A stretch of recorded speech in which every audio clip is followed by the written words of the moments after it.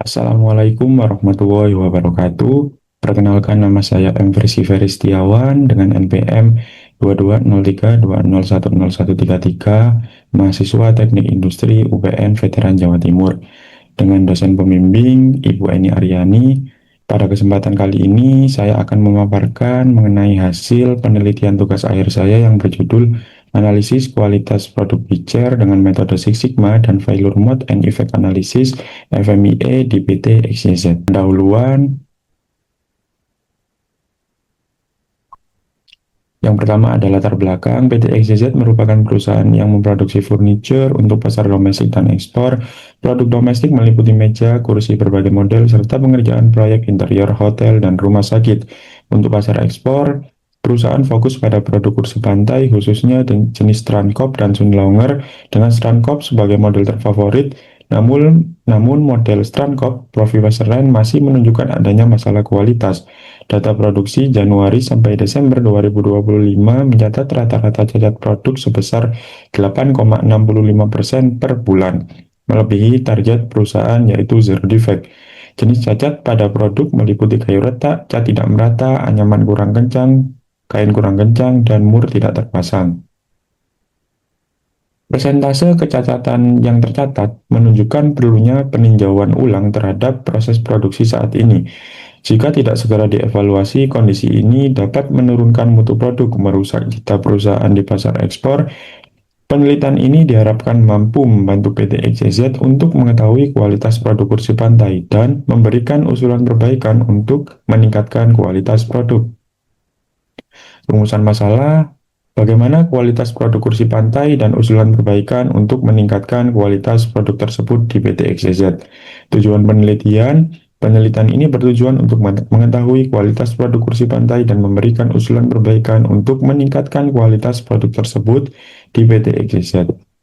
Batasan masalah yang pertama, penelitian ini hanya berfokus pada produk kursi pantai model Profi Westerland yaitu yang menggunakan kayu mahoni sebagai bahan utamanya. Penelitian difokuskan pada analisis data kualitas produk hasil proses produksi tanpa membahas aspek perencanaan, desain maupun kegiatan pasca produksi. Yang ketiga, penelitian ini tidak mencakup aspek finansial, dan yang terakhir, data yang diambil mulai dari bulan Januari hingga Desember 2025. Asumsi penelitian yang pertama, sistem produksi dan spesifikasi produk kursi pantai tetap konsisten serta tidak mengalami perubahan selama masa penelitian. Seluruh pekerja yang terlibat dalam proses pembuatan kursi pantai memiliki pemahaman yang baik mengenai prosedur produksi. Yang terakhir, hasil penelitian ini terbatas hingga tahap pemberian usulan perbaikan terhadap kualitas produk, tanpa dilakukan penerapan atau implementasi secara langsung di lapangan. Metode penelitian, yang pertama lokasi dan waktu penelitian. PT XYZ yang berlokasi di Jalan Raya Kluncing, Majanan, Petung Asri, Kecamatan Pandaan, Kabupaten Pasuruan, Jawa Timur, pada bulan Juli 2025 hingga seluruh data yang diperlukan dalam penelitian ini terpenuhi. Identifikasi variabel, yang pertama variabel terikat yaitu kualitas produk kursi pantai Profi Westerland di PT XYZ. Variabel bebas meliputi yang pertama jumlah produksi, jumlah kecacatan produk, dan yang terakhir jenis cacat produk yaitu kayu retak, cat tidak merata, anyaman kurang kencang, kain kurang kencang, dan mur tidak terpasang. Langkah-langkah penelitian diawali dengan mulai studi lapangan dan studi literatur, dilanjutkan dengan perumusan masalah, dilanjutkan dengan tujuan penelitian, dilanjutkan dengan identifikasi variabel, dilanjutkan dengan pengumpulan data yang meliputi 1. Data jumlah produksi, 2. Data jumlah kecacatan produk, dan yang ketiga, data jenis cacat produk. Dilanjutkan tahap define yang meliputi pertama penyusunan project character, yang kedua pemetaan proses menggunakan sipok diagram, dan yang ketiga pembuatan histogram. Dilanjutkan ke tahap measure yang mana meliputi pertama menentukan critical to quality, yang kedua membuat peta kendali P, yang ketiga menghitung nilai DPO, DPMO, dan level sigma. Dilanjutkan ke decision atau pemutusan, apakah nilai sigma itu sama dengan 6? Jika iya, maka langsung ke hasil dan pembahasan. Jika tidak, maka dilanjutkan ke tahap analyze. yang mana meliputi pertama, identifikasi faktor penyebab cacat dengan fishbone diagram, dan yang kedua, identifikasi akar penyebab cacat dengan tree diagram. Lalu dilanjutkan ke tahap improve, yang mana melakukan perbaikan dengan FMEA, meliputi pertama menetapkan rating severity, yang kedua menetapkan rating occurrence, yang ketiga menetapkan rating detection, yang keempat menghitung RPN, risk priority number, dan yang kelima melakukan usulan perbaikan untuk mengurangi risiko dilihat dari nilai RPN tertinggi. Dilanjutkan memberikan rekomendasi pada perusahaan, selanjutnya hasil dan pembahasan, selanjutnya kesimpulan dan saran, lalu selesai. Hasil dan pembahasan. Pengumpulan data. Di sini terdapat data jumlah produksi dan kecacatan produk, yang mana cacat kayu retak itu sebanyak 37 unit, cat tidak merata 36 unit, anyaman kurang kencang 31 unit, kain kurang kencang 33 unit, dan mur tidak terpasang 34 unit. Dengan total cacat dari keseluruhan mulai dari bulan Januari sampai dengan Desember 2025 ialah 171 unit. Pengolahan data yang pertama itu tahap define, penyusunan project charter, diawali dengan project name, yaitu usulan perbaikan kualitas produk kursi pantai model Profi Westerland di PT XYZ sampai dengan outside of scope, yaitu produk selain model Profi Westerland, kegiatan distribusi dan penjualan, serta faktor eksternal di luar proses produksi internal.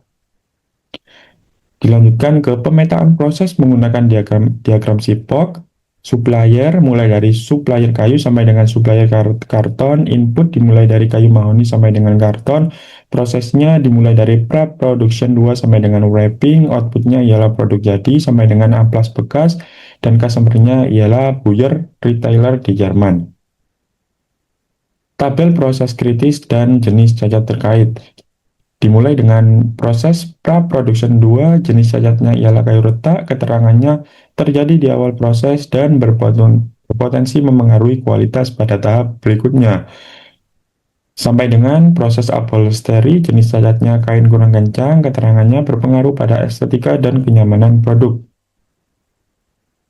Histogram cacat Profi Westerland, yang mana pada histogram ini diketahui jenis cacat yang frekuensinya terendah ialah anyaman kurang kencang sebanyak 31 unit, dan jenis cacat dengan frekuensi tertinggi ialah kayu retak dengan total 37 unit.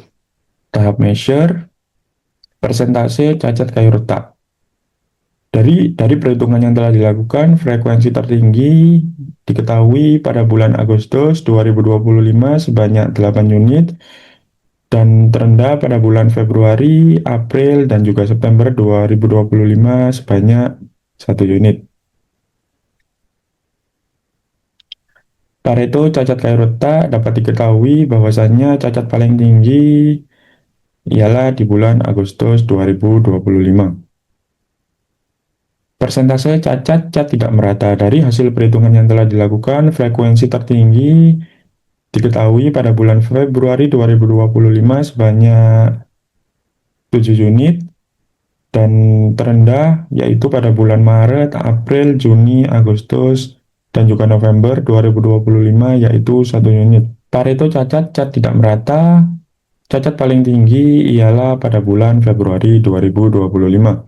Persentase cacat anyaman kurang kencang dari hasil perhitungan yang telah dilakukan, frekuensi tertinggi yaitu pada bulan Juni 2025 sebanyak 7 unit, dan terendah pada bulan Januari, Maret, Mei, Juli, September, dan juga Desember yaitu sebanyak 1 unit.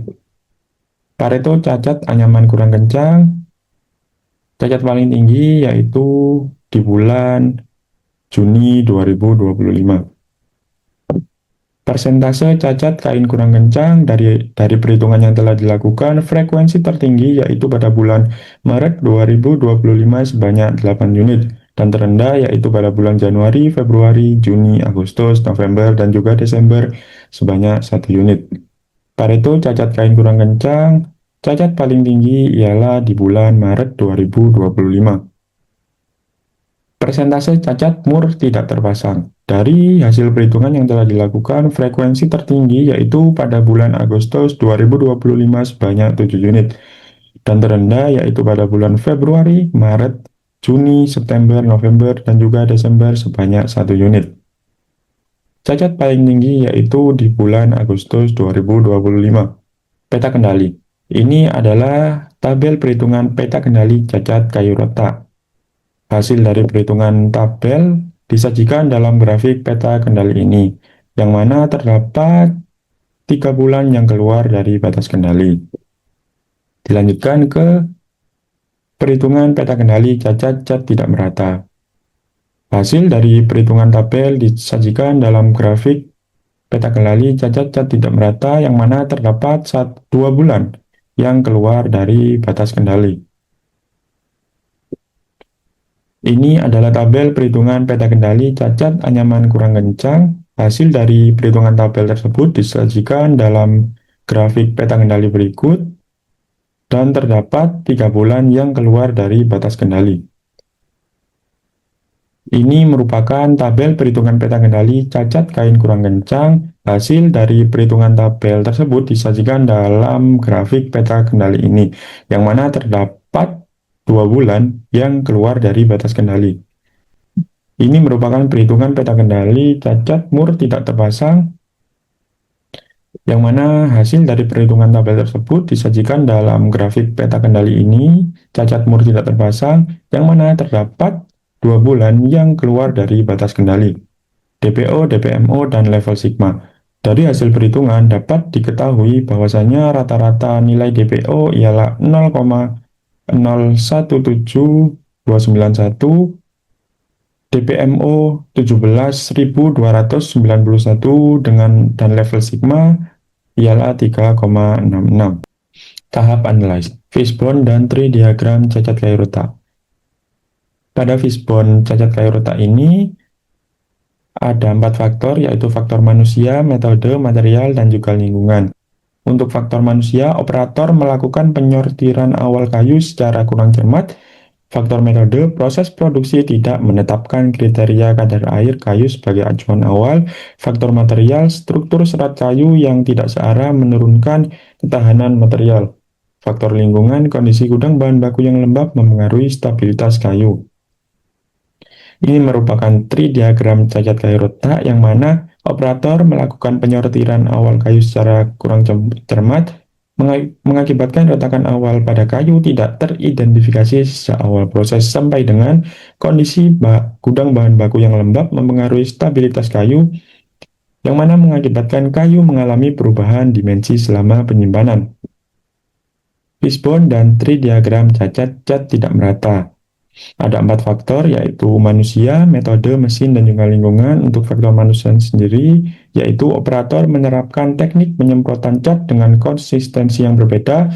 Faktor metode, yaitu proses penyaluran cat tidak dikendalikan berdasarkan parameter kekendalan. Faktor mesin, performa nozzle pada spray gun tidak bekerja secara optimal. Dan faktor lingkungan, area finishing yang berdebu mempengaruhi kualitas permukaan cat. Ini merupakan tree diagram cacat cat tidak merata. Dimulai dari operator menerapkan teknik penyemprotan cat dengan konsistensi yang berbeda mengakibatkan lapisan cat tidak tersebar merata pada permukaan produk. Sampai dengan area finishing yang berdebu mempengaruhi kualitas permukaan cat, yang mana mengakibatkan partikel debu menempel pada lapisan cat basah. Fishbone dan tree diagram cacat anyaman kurang kencang.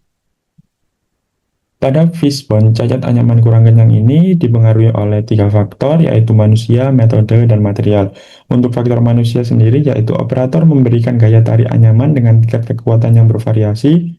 Untuk faktor metode, proses penganyaman belum memiliki tolak ukur kekencangan yang jelas, dan material, tingkat elastisitas rotan sintetis berbeda antar material.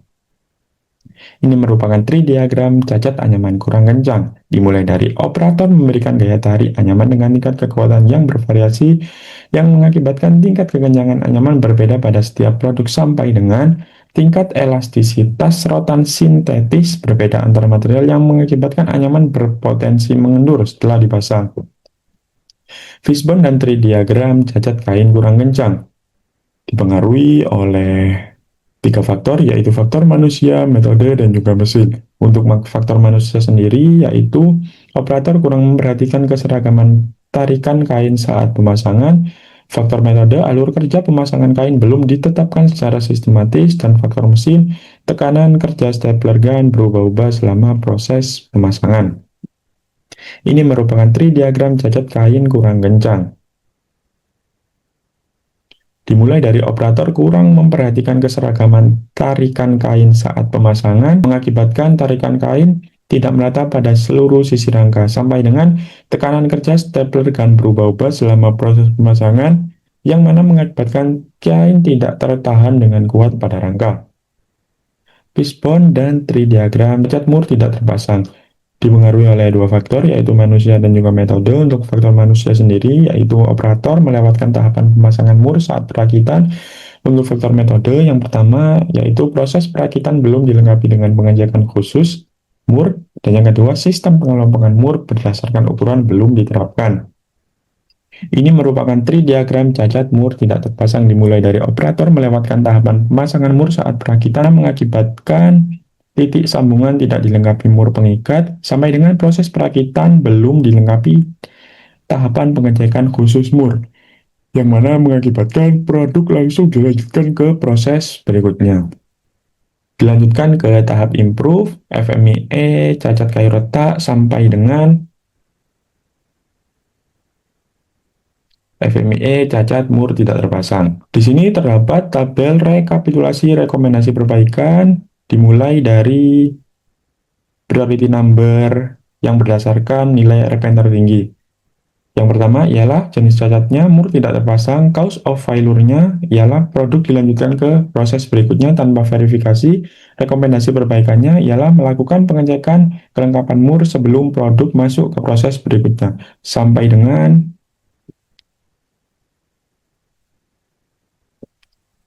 priority number 17, jenis cacatnya ialah anyaman kurang kencang, cause of failure-nya ialah operator tidak memiliki acuan hasil anyaman, nilai RPN-nya ialah 96, dan rekomendasinya ialah menyediakan contoh anyaman yang sesuai standar sebagai acuan kerja operator. Kesimpulan dan saran. Kesimpulan yang pertama, hasil pengukuran kualitas menggunakan metode Six Sigma menunjukkan nilai rata-rata DPMO sebesar 17.291 dengan level Sigma sebesar 3,66. Nilai ini menunjukkan bahwa proses produksi masih memiliki potensi kecacatan dan belum mencapai kondisi yang sepenuhnya terkendali, sehingga diperlukan upaya perbaikan untuk meningkatkan kualitas produk.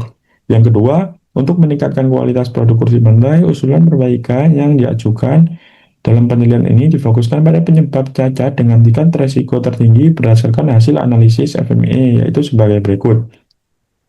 Melakukan pengecekan kelengkapan mur sebelum produk masuk ke proses berikutnya untuk mencegah komponen terlewat saat perakitan dan memastikan setiap unit memenuhi standar kelengkapan. Menambahkan daftar pengecekan khusus untuk mendeteksi retak kayu serta melakukan pengecekan ulang sebelum kayu digunakan dalam proses produksi, guna meminimalkan potensi cacat sejak tahap awal. Lalu menerapkan metode pengecatan yang seragam dan standarisasi agar hasil lapisan cat lebih merata dan konsisten pada setiap produk sehingga kualitas visual dan daya tahan produk dapat ditingkatkan. Saran.